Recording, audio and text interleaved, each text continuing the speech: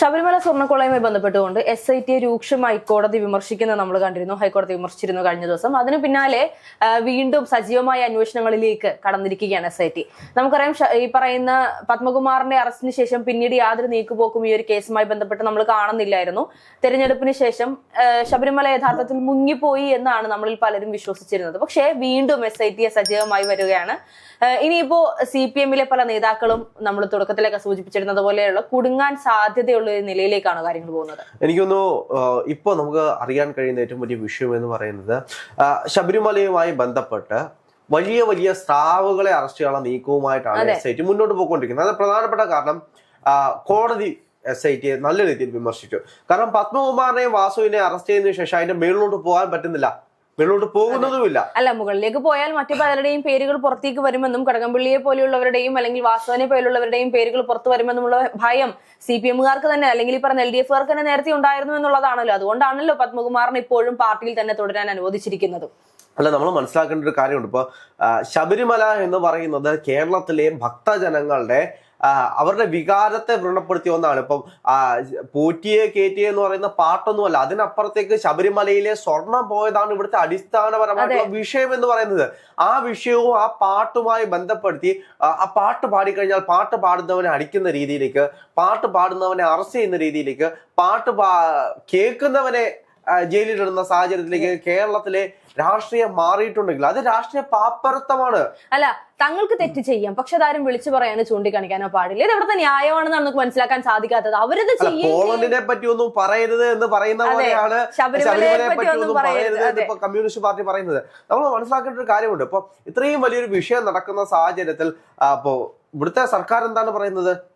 ഞങ്ങൾ ഉണ്ടായതുകൊണ്ടാണ് ഇവിടെ ഇത്രയും വലിയ അന്വേഷണം നടന്നത്, അതുകൊണ്ടാണ് ഇവരെയൊക്കെ ഞങ്ങൾ അറസ്റ്റ് ചെയ്തത്. എന്നിട്ട് എന്താണ് സഖാവ് ഇപ്പോഴും സഖാവ് വാസുവും സഖാവ് പത്മകുമാറും ഒക്കെ പാർട്ടിയിൽ കോളത്തിൽ പാർട്ടിയിൽ ഇപ്പോഴും ഉള്ളത്? ഇപ്പോഴും അവർ പാർട്ടിയിലെ ഭാരവാഹികളാണ്. ഒരു വാക്കുകൊണ്ട് ഞങ്ങൾ പാർട്ടിയിൽ നിന്ന് ഇവരെ പുറത്താക്കി, അല്ലെങ്കിൽ ഇവർക്ക് ഞങ്ങളുടെ പാർട്ടിയുമായിട്ടൊരു ബന്ധമില്ല, ഇവരെ ഞങ്ങൾ സസ്പെൻഡ് ചെയ്യുന്നു എന്നൊരു വാർത്ത പോലും നിങ്ങൾ കൊടുക്കാത്തത്, ഒന്നും വായനക്കാത്തത് എന്താണ് എന്നാണ് ഇവിടുത്തെ സാധാരണപ്പെട്ട ജനങ്ങൾ ചോദിക്കുന്നത്. അവിടെയാണ് ഇത്രയും വലിയൊരു വിഷയം വരുന്നത്. CPM ഒരു നിലപാടെടുക്കുകയാണ്, ഇവരും ഞങ്ങളുടെ പാർട്ടിയുമായിട്ടൊരു ബന്ധവുമില്ല. കാരണം ഇത്തരത്തിൽ ശബരിമലയിലെ വിശ്വാസികളുടെ വിശ്വാസത്തിൽ ഒരു ഭംഗം വരുത്തിയ ഇവരെ ഞങ്ങൾ പാർട്ടിയിൽ നിന്നും സസ്പെൻഡ് ചെയ്യുന്നു, അല്ലെങ്കിൽ താൽക്കാലികമായിട്ട് ഇവരെ ഞങ്ങൾ മാറ്റി നിർത്തുന്നു. ഈ ഒരു സ്റ്റേറ്റ്മെന്റ് പറഞ്ഞാൽ മതി.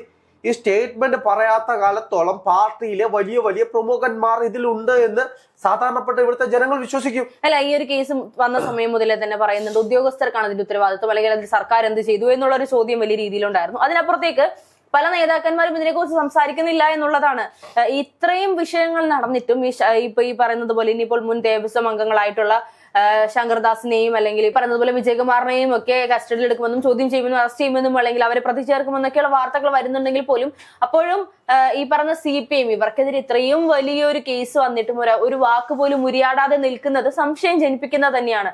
ഒന്നുകിൽ മൗനം സമ്മതം എന്ന് പറയുന്നത് പോലെ അതെ ചെയ്തത് ഞങ്ങളാണ് എന്നുള്ളത് മൗനമായി അംഗീകരിക്കുന്ന ഒരു രീതിയാണ് CPM കാണിക്കുന്നത്. അല്ലെങ്കിൽ ഇനി ഞങ്ങൾ എന്തെങ്കിലും പറഞ്ഞ മാധ്യമങ്ങൾ ഞങ്ങളുടെ നേരെ വരണ്ടല്ലോ എന്ന് വിചാരിച്ച് ഒഴിഞ്ഞു മാറാൻ, അല്ലെങ്കിൽ ഇതിന്റെയൊക്കെ അടിസ്ഥാനം എന്ന് പറയുന്നത് സഖാവ് പിണറായി വിജയൻ ഭക്തി കൂടി ശബരിമലയിലേക്ക് ചെന്നിട്ട് എന്റെ അയ്യപ്പ എന്ന് വിളിച്ച അയ്യപ്പന് ഞാൻ ഇതുവരെ ഒന്നും ചെയ്തില്ലല്ലോ, കഴിഞ്ഞ വട്ടം സ്ത്രീകളെ കയറ്റാൻ വേണ്ടിയിട്ട് ഞങ്ങൾ ഇവിടെ ഒരുപാട് കാര്യങ്ങൾ ചെയ്തിരുന്നു, അന്ന് ഒരുപാട് ഭക്തജനങ്ങളെ തല്ലി ഓടിക്കേണ്ടി ഞങ്ങൾക്ക് വന്നിരുന്നു, ഇത്തരത്തിലുള്ള ഒരുപാട് സമസ്ത അപരാധങ്ങളും പൊറുക്കാൻ വേണ്ടിയിട്ട് ഞങ്ങൾ ഒരു ആഗോള അയ്യപ്പ സംഗമം അങ്ങ് രൂപീകരിച്ച് തരാമെന്ന് പറഞ്ഞ് തുടങ്ങിയൊരു പരിപാടിയാണ്.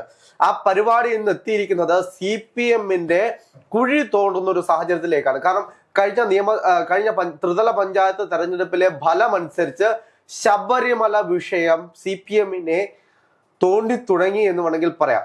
അല്ല, തോണ്ടി തുടങ്ങിയെന്നല്ല, പൂർണ്ണമായും വേര് പിഴുതെടുത്ത് കഴിഞ്ഞിരിക്കുകയാണ്. ഇപ്പോ അതെ, ഇനിയിപ്പോ ഒന്നും ചെയ്യാൻ സാധിക്കില്ല CPM-ന്. ഇപ്പൊ ഹൈക്കോടതിയുടെ വിമർശനമൊക്കെ വരുന്നത് SIT പോലും നേരത്തെ പറഞ്ഞിരുന്നു ഇത്തരത്തിൽ CPM ആണ് ഈ ഒരു അന്വേഷണം ഇത്രയും ദ്രുതഗതിയിൽ നടത്തുന്നത്, അല്ലെങ്കിൽ CPM ആയതുകൊണ്ടാണ് ഇത്രയും കൃത്യമായ രീതിയിൽ സത്യസന്ധമായ രീതിയിൽ അന്വേഷണം മുന്നോട്ട് പോകുന്നത് എന്നൊക്കെയാണ് പറഞ്ഞിരുന്നത്. പക്ഷെ ഇന്നിപ്പോ നമുക്ക് ഈ SIT-യുടെ ഈ ഒരു നീക്കങ്ങൾ കാണുമ്പോൾ ഒരുപക്ഷെ ആയിരിക്കാം CPM ഇതോടുകൂടി പത്മകുമാറിന്റെ വാർത്തയോടുകൂടി തങ്ങളുടെ അവസാനിപ്പിച്ച് കളയാമെന്ന് CPM വെറുതെ വ്യാമോഹിച്ചു എന്നുള്ളതാണ് മനസ്സിലാക്കാൻ സാധിക്കുന്നത്. അങ്ങനെയല്ല, ഈ പത്മകുമാറിൽ നിന്നും അവസാനിക്കില്ല. ഇനിയും ഒരുപാട് ആളുകൾ ഇതിൽ രക്ഷപ്പെടുത്താൻ നോക്കിയാലും നടക്കില്ല എന്നാണ് ഇപ്പോ നമുക്ക് മനസ്സിലാക്കാൻ സാധിക്കുന്നത്. അല്ല, പുറത്തൊരു ഒരു കൂട്ടം ആളുകൾ ഇനി എന്നെ എന്നാണ് പിടിക്കുന്നത് എന്നറിഞ്ഞ് നെഞ്ചത്തടിച്ച് കരയുന്നു എന്നൊക്കെയാണ് നമുക്കറിയാൻ കഴിയുന്നത്. അതുകൂടാതെ ചില ആളുകൾ എന്നെ കള്ളനെന്ന് വിളിക്കരുത്, എനിക്ക് ഉറങ്ങാൻ കഴിയുന്നില്ല എന്ന് പറയുന്ന കുറച്ച് അധികം നേതാക്കന്മാരുമുണ്ട്. അപ്പം കള്ളന്മാരെയും കൊള്ളക്കാരെയും പിടികൂടാൻ അയ്യപ്പൻ തന്നെ തുനിഞ്ഞിറങ്ങിയിട്ടുണ്ട് എന്ന് വേണമെന്ന് നമുക്ക് ഇതിൽ നിന്നും മനസ്സിലാക്കാം. ഇപ്പോൾ ട്രസ്റ്റ് അംഗങ്ങൾക്ക് ഇനിയിപ്പോ ഉത്തരവാദിത്തം ഒഴിഞ്ഞു മാറി നിൽക്കാൻ സാധിക്കില്ല എന്നാണ് കോടതിയുടെ പുതിയ ഉത്തരവ്. കാരണം അവർ പറയുന്നത് പത്മകുമാറാണ് ഇതെല്ലാം ചെയ്തത്, അയാൾ ഒരാളുടെ തീരുമാനം കൊണ്ടാണ് ഇതൊക്കെ നടന്നത് എന്ന് പറയുമ്പോഴും സംശയമാണ്. കാരണം ഒരു വ്യക്തിയെ കൊണ്ട് ഇത്രയും വലിയൊരു കാര്യം ചെയ്യാൻ സാധിക്കുമോ? ഉണ്ണികൃഷ്ണൻ പോറ്റിയുടെ പേര് ഉയർന്നു വന്ന സമയത്താണെങ്കിൽ പോലും നമ്മൾ ചോദിച്ചിരുന്ന ഒരു ചോദ്യം ഇത് തന്നെയാണ്, ഇയാളെ കൊണ്ട് മാത്രം ഇതിന് സാധിക്കും. ആദ്യം നമ്മൾ എന്താണ് കേട്ടത്?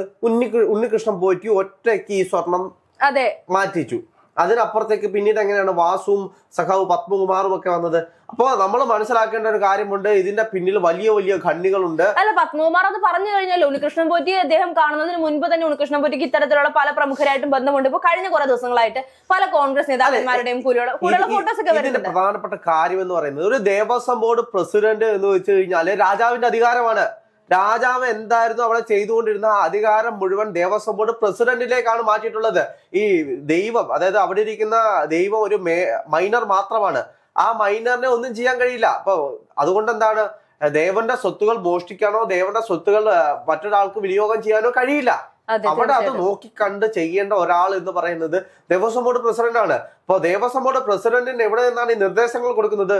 അതങ്ങ് AKG സെന്ററിൽ നിന്നാണ്. AKG സെന്റർ അറിയാതെ ദേവസ്വം ബോർഡ് പ്രസിഡന്റിനെ നിയമിക്കുകയോ ദേവസ്വം ബോർഡ് പ്രസിഡന്റിന് ഒരു ഇല അനക്കുകയോ ചെയ്യില്ല. അല്ല, ഇനിയിപ്പോ അങ്ങനെ ചെയ്തു എന്ന് തന്നെ ഇരിക്കട്ടെ, പിന്നെ എന്തിനാണ് AKG സെന്ററും അവിടെയുള്ള നേതാക്കന്മാരും എന്നുള്ളത് മറ്റൊരു ചോദ്യം തന്നെയല്ലേ. കാരണം ഇവര് പറയുന്നുണ്ട് സർക്കാർ എന്ന് ചോദിക്കേണ്ടി വരും.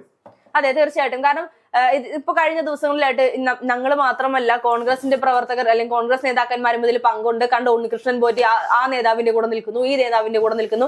ഒരു സമയത്തുണ്ടായിരുന്നു പ്രിയങ്ക ഗാന്ധിയുടെ കയ്യിൽ ഇട്ടുകൊടുത്ത മോതിരം ഈ പറയുന്ന അയ്യപ്പന്റെ അവിടെ നിന്ന് അടിച്ചുകൊണ്ട് സ്വർണത്തിൽ നിന്നും ഉരുക്കി ഉണ്ടാക്കിയതാണോ?